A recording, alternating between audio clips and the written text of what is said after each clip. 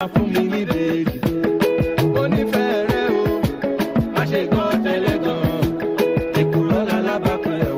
back.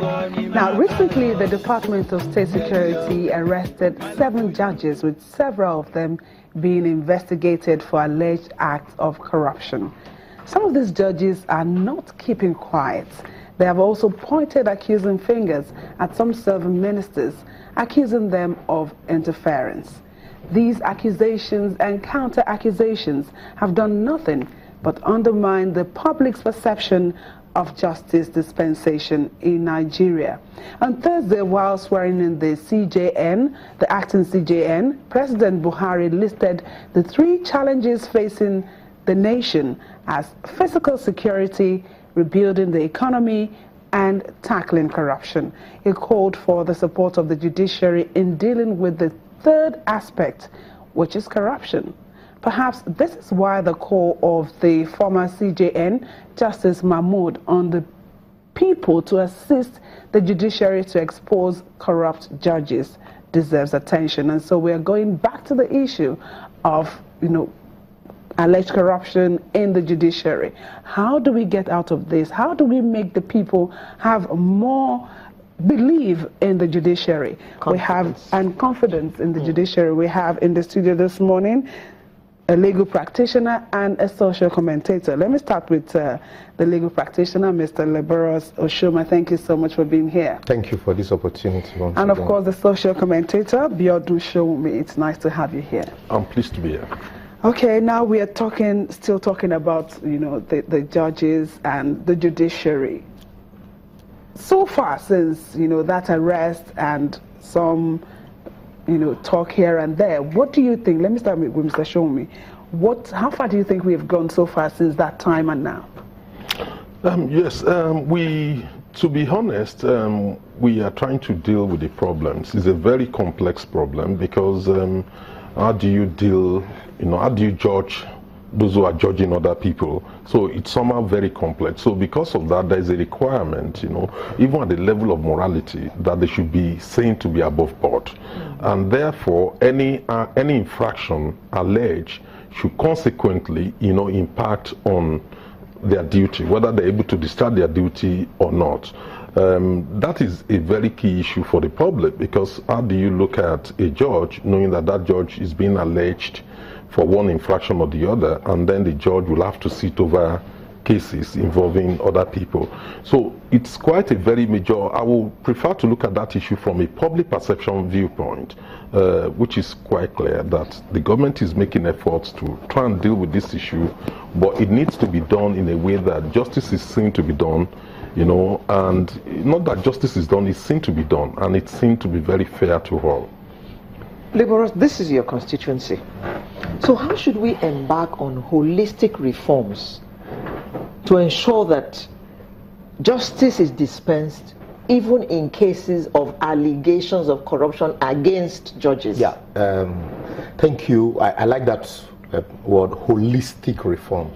Right from the inception of this administration, when the president first complained that the judiciary was his headache, I laughed. And I said, it's not just your headache, it's all our headache, including lawyers. So I don't want to hear the president telling me what I already know. I want to hear the president proffer solutions that, because this is a problem, a major problem, these are the reforms I am proposing. These are the short-term reforms, the medium-term reforms, and the long-term reform. Because we know in every society, no matter how corrupt a society is, once you have a corruption-free police, a corruption-free judiciary, they would be able to deal with corruption in other sectors. But all of this we have not seen. What we keep doing is what I call a kick and follow approach. Every system, every society, every government will look for a systemic way, a sustainable systemic way of dealing with societal problems. And some of these problems are either by the rule of law as enshrined in your constitution, or through reforms also, and then also through code of conduct.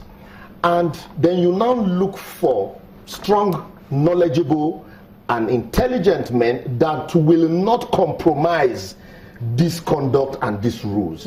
And every day, year in, year out, because the society is dynamic, you keep looking for ways to ensure that these structures and these codes are reformed to meet day-to-day dynamism.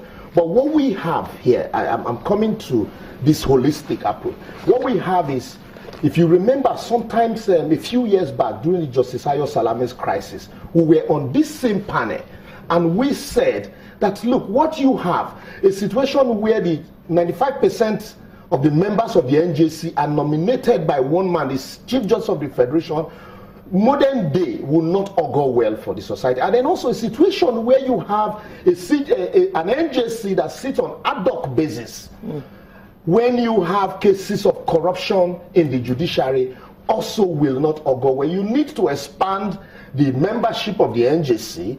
You also need to find a way of bringing in retired judges who have served, and are without blemish, who are now consultants, who have time to sit on day-to-day basis to adjudicate on misconducts against those that are watching or judging others. Laborers, let me remind you that these judges are not aliens. No, they are Nigerians, and they live and work in the Nigerian context. Yes. And you know where I'm going with this. I understand. They live in this country. They're not aliens. They're not saints. They're not angels. Because you know the country you are in. That's why an arm of government that is supposed to be seen to be a watchdog over other arms of government. You don't just appoint anyhow people there.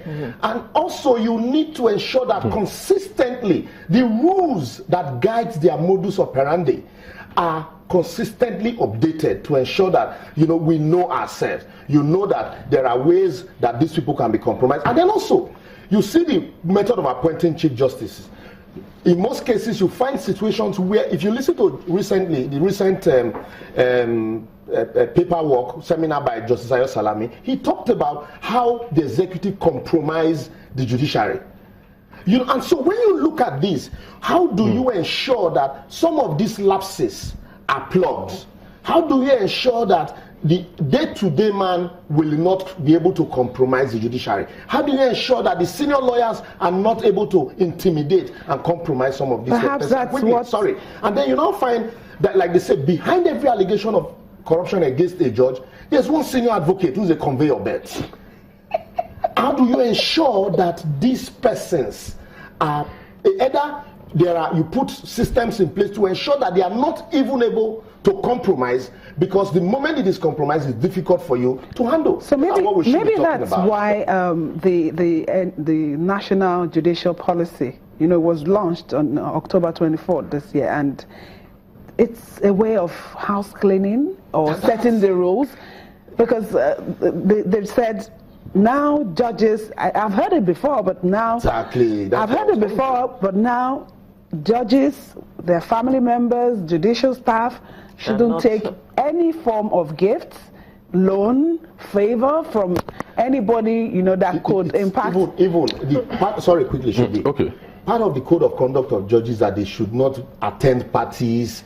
A judge's life is, it's a life of sacrifice. And so all these code of conduct have been there, but how well are they enforced? Who is enforcing this code of conduct? Look at the case of Falano and the 500,000 that he gave a judge, and he says the judge was broke.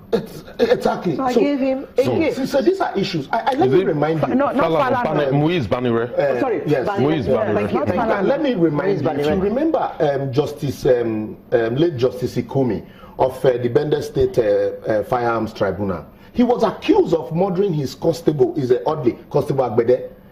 The then Chief Judge of Bender State, Justice Oki, excused him from his duties, and then he was tried before the Bender State High Court. And even though he was discharged and acquitted at the end of the day, but he passed through a process. Indeed. He passed through a process. But what do we have now? This fire brigade approach of kick and follow. you use let's rate them, you rate them. At the end of the day, is this sustainable? Yes. What if tomorrow you